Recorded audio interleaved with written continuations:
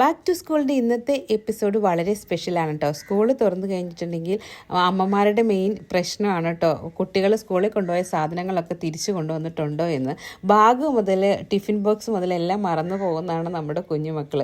അങ്ങനെയുള്ള മക്കൾക്ക് വളരെ യൂസ്ഫുൾ ആയിട്ടുള്ള ഒരു സംഭവമാണ് ഇന്ന് ഞാൻ നിങ്ങളെ പരിചയപ്പെടുത്താൻ പോകുന്നത്. ഞാനിത് യോക്കോ കിഡ്സ് എന്ന് പറയുന്ന ഒരു ഇൻസ്റ്റാഗ്രാം പേജിൽ നിന്നാണ് കേട്ടോ പർച്ചേസ് ചെയ്തത്. വളരെ യൂസ്ഫുള്ളും അതുപോലെ അടിപൊളിയുമാണ് കേട്ടോ. സൂപ്പർ ക്വാളിറ്റിയാണ്, വാട്ടർ പ്രൂഫാണ്.